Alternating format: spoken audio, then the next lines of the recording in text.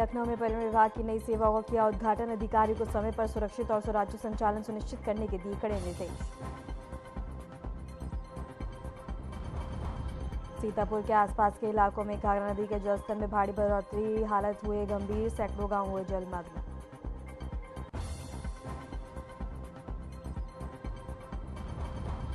मालेगांव विस्फोट मामले से बरी होने के बाद लेफ्टिनेंट कर्नल प्रस्थान श्रीकांत पुरोहित पहुंचे अयोध्या। रामलला के दरबार में किया दर्शन पूजन। राम जन्मभूमि पूरे देश की आस्था का प्रतीक। बाराबंकी में एबीवीपी कार्यकर्ता लामबंद, लाठीचार्ज के विरोध में सैकड़ों कार्यकर्ताओं ने निकाली मशाल यात्रा। प्रमुख आरोपी सीओ समेत अन्य की गिरफ्तारी और मुकदमा दर्ज करने की मांग। देश भर में अनंत चतुर्थी की धूम, मंदिरों में श्रद्धालुओं का दिखा महाजुटान। भक्तों ने विधि विधान से की भगवान गणपति की पूजा।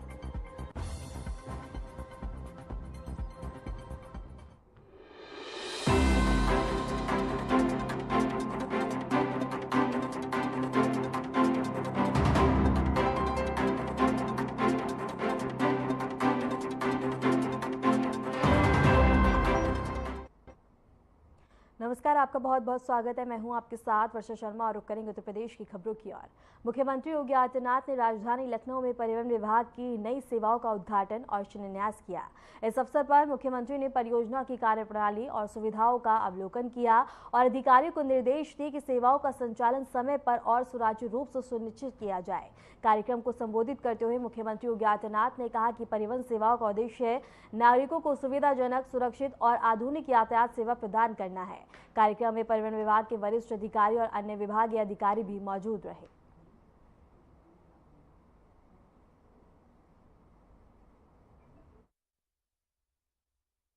सड़क सुरक्षा हमारे सामने एक चैलेंज बना हुआ है, सड़क सुरक्षा। और बार बार हम इस बात को कहते हैं कि सड़क सुरक्षा, सड़क पर चलने वाले एक एक व्यक्ति की सुरक्षा हमारी जिम्मेदारी बनती है। इसके प्रति जागरूकता पैदा करना, आम जन को जागरूक करना, आम जन को इसके प्रति सतर्क बनाना, उसके लिए उन्हें मानसिक रूप से तैयार करना। कोरोना कालखंड में वैश्विक महामारी के दौरान 3 वर्ष में हम लोगों ने जितने लोगों को नहीं खोया, उससे ज्यादा लोग हम हर वर्ष सड़क दुर्घटनाओं में खोते हैं और नौजवानों को खोते हैं। परिवार का परिवार समाप्त हो जाता है। एक चुनौती है ये समाज के लिए, प्रदेश के लिए, देश के लिए। केंद्र की सरकार भी और माननीय उच्चतम न्यायालय भी कई बार चिंता व्यक्त कर चुका है कि सड़क सुरक्षा हमारे लिए एक चुनौती है, लेकिन जागरूकता का अभाव, बेहतर समन्वय को बनाए रखते हुए व्यापक जन जागरण के माध्यम से हम इसको फेज वाइज न्यूनतम स्तर पर लाने में सफल हो सकते हैं। प्रधानमंत्री जी ने देशवासियों के सामने लक्ष्य दिया है नेट जीरो एमिशन का, कार्बन उत्सर्जन को न्यूनतम करना है। इलेक्ट्रिक व्हीकल उसका एक बेहतर माध्यम है। परिवहन विभाग भी, नगर विकास विभाग भी इस दिशा में कार्य कर सकता है। एक स्वस्थ प्रतिस्पर्धा होनी चाहिए। मेरा मानना है अकेले परिवहन विभाग और नगर विकास विभाग थोड़ा भी प्रयास कर ले, अकेले उत्तर प्रदेश में 3 लाख नई नौकरी सृजित करवा सकते हैं आप लोग। 3 लाख नई नौकरी केवल बसेस खरीद करके, गांव-गांव की कनेक्टिविटी को, शहर टू शहर की कनेक्टिविटी को बेहतर करके, पब्लिक ट्रांसपोर्ट की बेहतरीन सुविधा भी दे सकते हैं और एक स्वस्थ प्रतिस्पर्धा करिए। परिवहन विभाग भी चलाएं, निजी क्षेत्र को भी परमिट करिए। नगर विकास विभाग भी चले, वो भी निजी क्षेत्र को भी उसमें परमिट करें, अच्छी सेवाएं दें। एक स्वस्थ प्रतिस्पर्धा आगे बढ़नी चाहिए। कितने नौजवान आ जाएंगे, कितने लोगों के हाथों को कार्य मिलेगा, स्वयं का कार्य होगा, एक प्रतिस्पर्धा आगे बढ़ेगी, लोगों को सुविधा मिलेगी। परिवहन विभाग प्रदेश के पब्लिक ट्रांसपोर्ट का सबसे बड़ा माध्यम है। और स्वाभाविक रूप से देश का भी 14,000 बसेज किसी एक निगम के पास हों और उसके माध्यम से संचालित हो रहे हों, या उत्तर प्रदेश परिवहन निगम सफलतापूर्वक अपनी सेवाएं प्रदान कर रहा है। उसके चैलेंजेस भी हैं।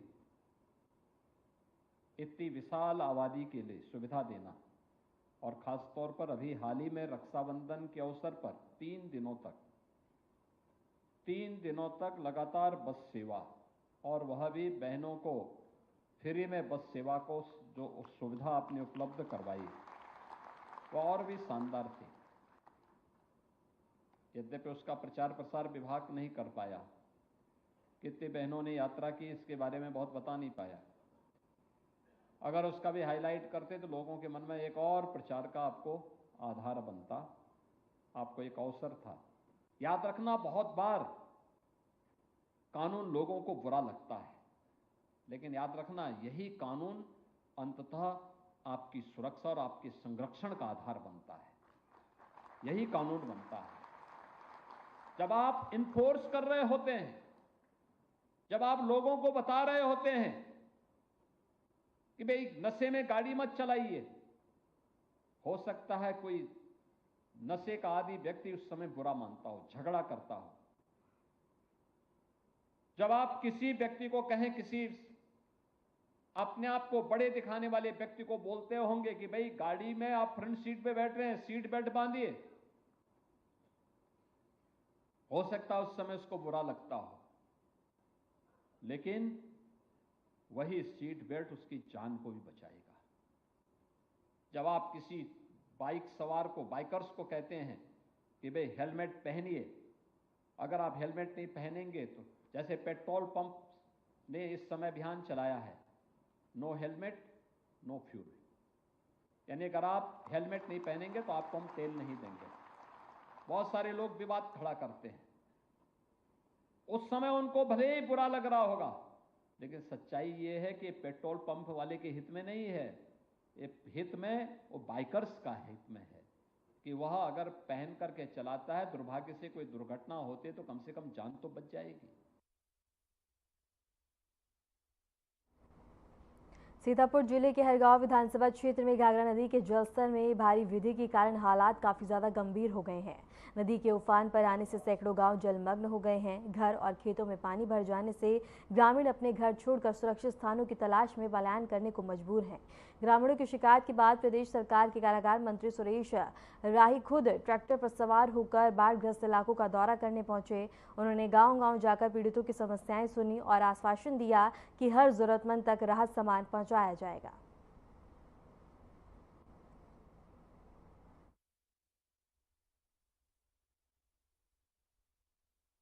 राहत सामग्री बंटने का जो प्रावधान है, जो उसके मानक है, जब घरों में पानी भर जाता है उस स्थिति में राहत सामग्री बट जाती है। शायद सड़क पे पानी आया था, लेकिन फिर भी यहाँ जो लोग फंसे हुए हैं, सामान राशन नहीं ला पा रहे हैं, अपना गेहूँ पिसवा नहीं पा रहे होंगे, तो गैस लकड़ियाँ भीग गई होंगी, उसकी व्यवस्था हम लोग करेंगे और यहाँ के SDM में उनको निर्देश दिया जाएगा कि तत्काल इनको राहत सामग्री पहुँचाई जाए। योगी सरकार द्वारा जो पर्याप्त मात्रा में जो पैसा भी है, सरकार के द्वारा जो है पैसा भी जो जिले स्तर पे भेजा रहा है, लेकिन जमीनी स्तर पे नहीं भेज रहा है। देवी आपदा के लिए हमारे पास बहुत सारा धन है, पैसे की कोई समस्या नहीं है, पूरी तरीके से राहत सामग्री हम लोग उपलब्ध है, लगातार आ रही है। हम लोग सुबह से राहत सामग्री बांट भी रहे हैं और देख भी रहे हैं कि कोई छूटने न पाए।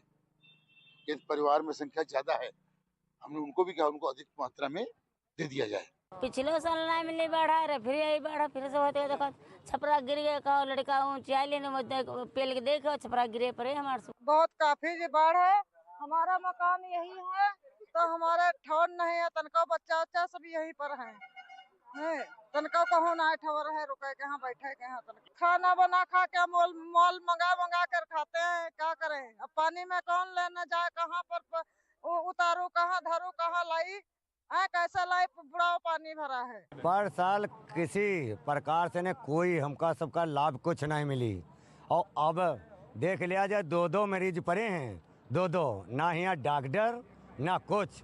हम सब कोई बहुत परेशान हैं और बाढ़ कहते हैं आती नहीं है।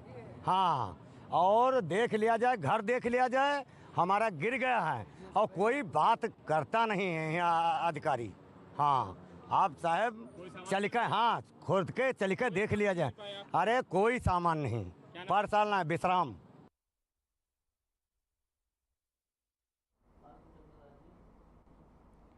मालेगांव विस्फोट मामले से बरी होने के बाद लेफ्टिनेंट कर्नल प्रसाद श्रीकांत पुरोहित अयोध्या पहुंचे और रामलला के दरबार में दर्शन और पूजन किया। राम जन्मभूमि परिसर में दर्शन के बाद पुरोहित ने कहा कि राम जन्मभूमि पूरे देश की आस्था का प्रतीक है। मैं आशीर्वाद लेने आया हूं। उनके आगमन के दौरान सुरक्षा व्यवस्था चाक चौबंद रही। मंदिर ट्रस्ट से जुड़े पदाधिकारियों ने पुरोहित का जोरदार स्वागत भी किया।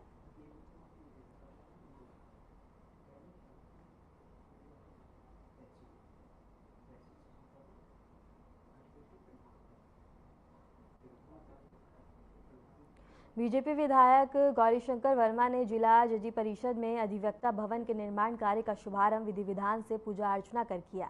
इस भवन का निर्माण विधायक निधि से 15,10,000 रुपए की लागत से ग्रामीण अभियंत्रण विभाग द्वारा किया जाएगा। भवन बता दें कि जजी परिषद के द्वितीय तल पर तैयार होगा, जो अधिवक्ताओं के लिए बैठक और विचार विमर्श का उपयुक्त स्थल बनेगा।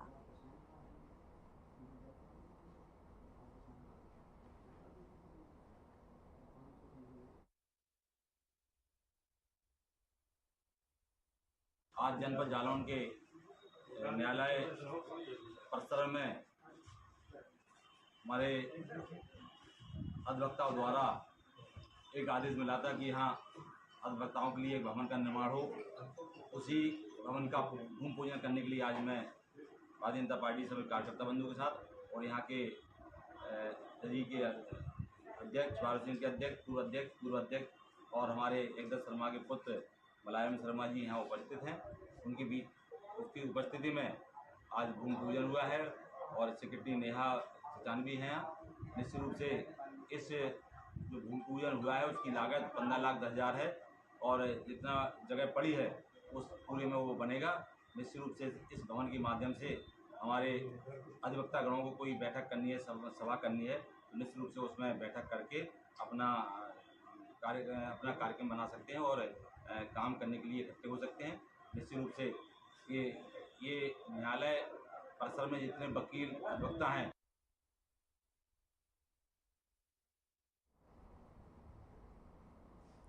खबर बाराबंकी से है, जहां रामस्वरूप यूनिवर्सिटी में एबीवीपी कार्यकर्ताओं पर हुए लाठीचार्ज के विरोध में सैकड़ों कार्यकर्ताओं ने मशाल यात्रा निकाली। कोतवाली नगर के पटेल तिराहे से छाया चौराहे तक निकाली गई यात्रा में जमकर नारेबाजी की गई। सीएम योगी के निर्देश पर जांच में सीओ हर्षित चौहान, नगर कोतवाल समेत दरोगा और सिपाही निलंबित हो चुके हैं। एबीवीपी ने निलंबन को प्राप्त नहीं मानते हुए मुख्य आरोपी सीओ समेत अन्य की गिरफ्तारी और मुकदमा दर्ज करने की मांग की है।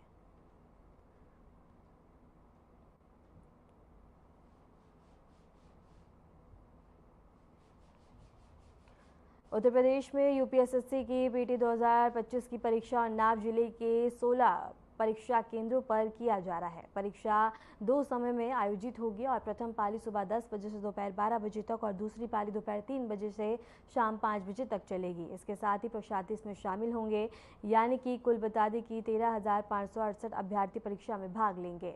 जिला अधिकारी गौरांग राठी ने बताया कि परीक्षा को सफल, निष्पक्ष और पारदर्शी बनाने के लिए सभी तैयारियां पूरी कर ली गई हैं और प्रशासन ने परीक्षार्थियों से अपील की है कि वे परीक्षा के दौरान निर्धारित नियमों का पालन करें और शांतिपूर्ण परीक्षा प्रक्रिया में भाग लें।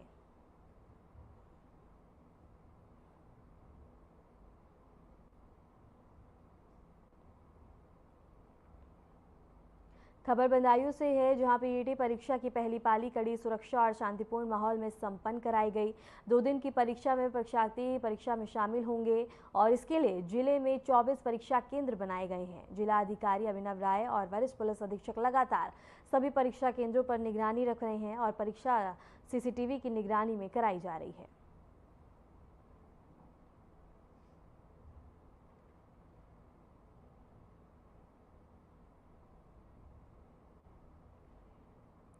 रायबरेली में आरएनटीवी की खबर का बड़ा असर देखने को मिला है। ढाबा संचालक से मारपीट के मामले में एसपी डॉक्टर यशवीर सिंह ने कार्रवाई करते हुए सिपाही रवि चौधरी और अंशु चौधरी को सस्पेंड कर दिया। घटना थाना क्षेत्र की है, जहां ढाबा संचालक ने खाने के पैसे मांगे थे, जिस पर दोनों सिपाहियों ने उसकी पिटाई कर दी।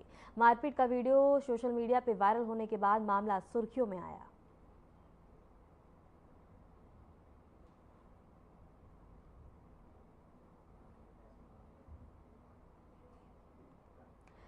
रायबरेली से एक खबर है, जहां एसपी की बड़ी कार्रवाई देखने को मिली और इसके साथ ही सिपाहियों को सस्पेंड किया गया। बता दें कि ढाबा संचालक से ये पूरा मामला है, मारपीट की गई जहां खाना मांगने के बाद, और इसके साथ ही ये वीडियो सोशल मीडिया पे तेजी से वायरल हुआ, जिसके बाद बड़ी कार्रवाई की गई है।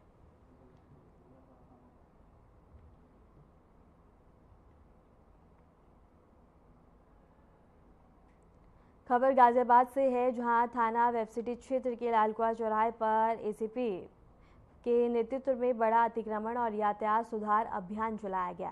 अभियान में यातायात नियम तोड़ने वालों के खिलाफ कई चालान किए गए और सड़क पर अतिक्रमण कर जाम पैदा करने वालों पर सख्ती बरती गई। करीब 200 से ज्यादा चालान काटे गए हैं।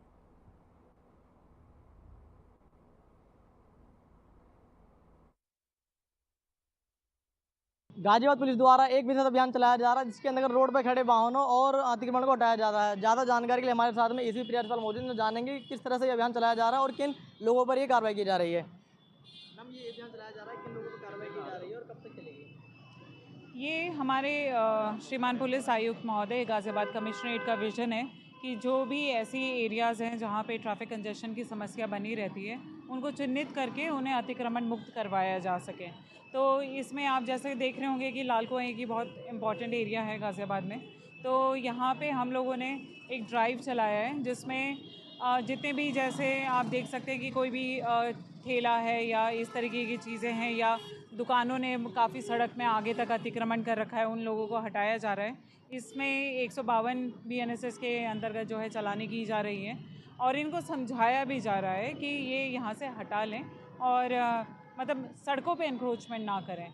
इसके साथ ही जो अवैध पार्किंग है या इस तरीके के, तो कोई भी कहीं पे वाहन अनलोडिंग वगैरह सब कुछ कर रहा है, उस पर भी स्पेशली इन लोगों को समझाया जा रहा है और चालान किए जा रहे हैं।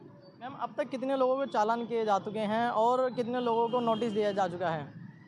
इसमें 152 के तहत अगर हम बात करें तो लालकुआं क्षेत्र में जो है लगभग 200 के अराउंड 152 की कार्रवाई की गई है और MV एक्ट के तहत बहुत सारी चालानी हमारे सिविल पुलिस की तरफ से भी की गई है और ट्रैफिक पुलिस की तरफ से भी की गई है। आपके द्वारा रोड पर जो चूना लगाया जा रहा है, वो किस मकसद से लगाया जा रहा है? ये इस मकसद से लगाया जा रहा है कि जैसे एक आम आदमी आएगा तो उसे समझ में नहीं आएगा कि कहाँ पे गाड़ी खड़ी करनी चाहिए और कहाँ नहीं खड़ी करनी चाहिए। तो उसी को थोड़ा सा मतलब उनकी सहूलियत के लिए हम इस तरीके से डिमार्केशन कर रहे हैं, ताकि उन्हें समझ में आए क्लियरली और वो इन लॉज को फॉलो कर सकें। तो ये थे हमारे साथ में सिर्फ जिन्होंने बताया कि रोड पर जो वाहन खड़े हुए थे, चाहे वो पुलिस के वाहन हो या फिर अन्य आम नागरिक के वाहन हो, उन लोगों ऐसे वाहनों पर कार्रवाई की जा रही है। गाजियाबाद से मैं RNTV के लिए मोहित गौतम। खबर लखीमपुर से है, जहां नवापुर घाट पर बाढ़ राहत सामान लेने जा रही एक नाव शारदा नदी की तेज धार में पलट गई।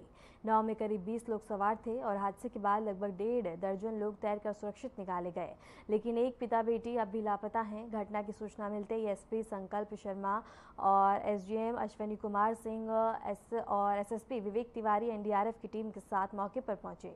गोताखोर नदी में लापता लोगों की तलाश में लगातार जुटे हुए हैं।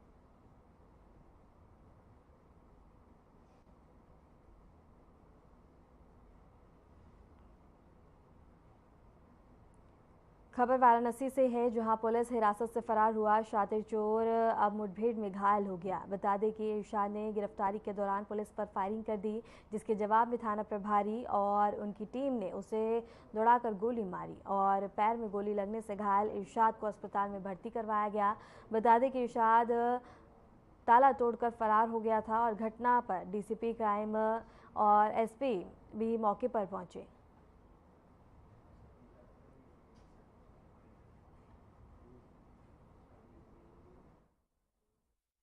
पुलिस कमिश्नरेट वाराणसी में ऑपरेशन चक्रव्यूह के तहत लगातार संदिग्ध व्यक्तियों और वाहनों का चेकिंग किया जा रहा था।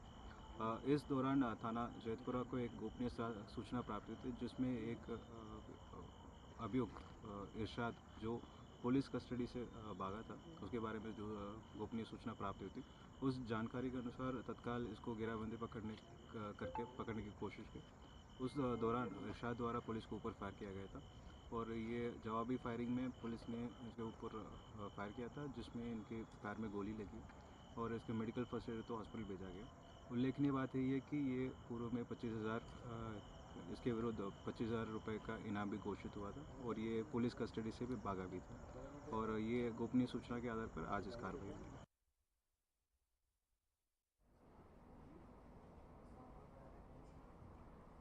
खबर हमीरपुर से है, जहां कोतवाली क्षेत्र के रहमानिया ग्राउंड में डीएम एसपी ने दंगा विरोधी उपकरणों की जानकारी देते हुए मॉक ड्रिल कराया। अभ्यास के दौरान पुलिसकर्मियों को एंटीराइड गन और रबर बुलेट और आंसू गैस के उपयोग के निर्देश दिए गए। इस अभ्यास से पुलिस की तैयारी मजबूत करने का उद्देश्य है।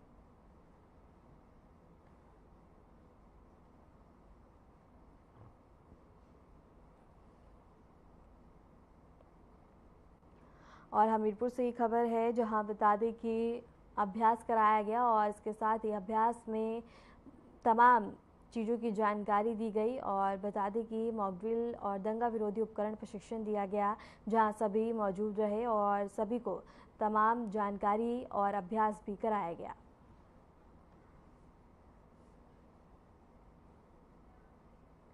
खबर गोरखपुर से है, जहां शाहपुर थाना क्षेत्र स्थित गोविंद नगरी में एक व्यापारी के घर में शॉर्ट सर्किट से आग लग गई।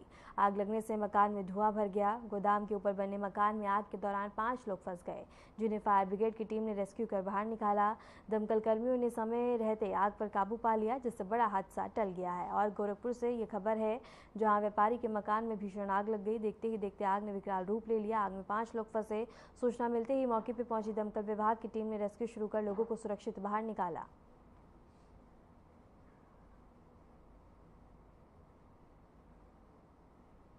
गोरखपुर से ही खबर है, जहां एक व्यापारी के घर में बता दें कि आग लग गई और देखते ही देखते आग ने विकराल रूप ले लिया। सूचना मिलते ही मौके पर पहुंची फायर ब्रिगेड की गाड़ियों ने आग बुझाने का प्रयास करते हुए लोगों को सुरक्षित बाहर निकाला और इसके साथ ही 5 लोग फंसे हुए थे, जिनको सुरक्षित बाहर निकाला गया और इसके साथ ही आग लगने से आसपास के लोगों में अफरा तफरी मच गई।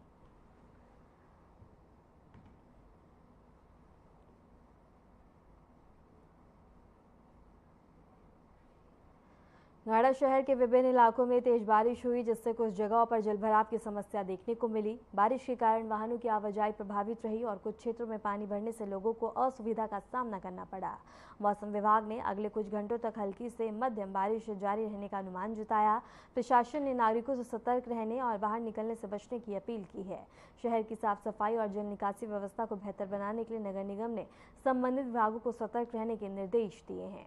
बता दें कि लगातार हो रही मूसलाधार बारिश से जहां एक और मौसम सुहाना हुआ है, तो दूसरी ओर लोगों को काफ़ी ज़्यादा परेशानियां हो रही हैं, क्योंकि रास्ते जलमग्न हो गए हैं। सड़कों पर घुटनों तक पानी है। ट्रैफिक जाम की स्थिति काफ़ी ज़्यादा बनी हुई है। कई हिस्सों में जलभराव इतना ज़्यादा है कि लोगों को आने जाने में और अपने घरों में रहने को मजबूर हैं। इसके साथ ही प्रशासन ने एहतियातन के तौर पर लोगों से अपील की है कि आवश्यक काम होने पर ही घरों से बाहर निकले और इसके साथ ही कई हिस्से काफ़ी ज़्यादा जलमग्न हो गए हैं। शहर के कई हिस्सों में लगातार हो रही मूसलाधार बारिश के बाद स्थिति काफ़ी ज़्यादा बिगड़ी हुई है और नगर निगम इस समय सतर्क नजर आ रहा है। लगातार हो रही मूसलाधार बारिश के बाद जहां एक और बता दें कि मौसम सुहाना हुआ, तो वहीं दूसरी ओर स्थिति काफ़ी ज़्यादा गंभीर हो गई है, क्योंकि लगातार हो रही बारिश के बाद रास्ते जलमग्न हो गए हैं। सड़कों पे घुटनों तक पानी है। बारिश से ट्रैफिक काफ़ी ज़्यादा प्रभावित हो रहा है। घंटों घंटों लोग बता दें कि ट्रैफिक में फंसे हुए हैं। आने जाने में लोगों को परेशानी हो रही है। सड़क दुर्घटना का भी काफ़ी ज़्यादा खतरा मंडराता हुआ नजर आ रहा है, क्योंकि पानी भरने से बता दें कि गड्ढे नजर नहीं आने से अब काफ़ी ज़्यादा दुर्घटनाओं का बता दें कि खतरा भी मंडरा रहा है और लोग अपने घरों में रहने को मजबूर हैं।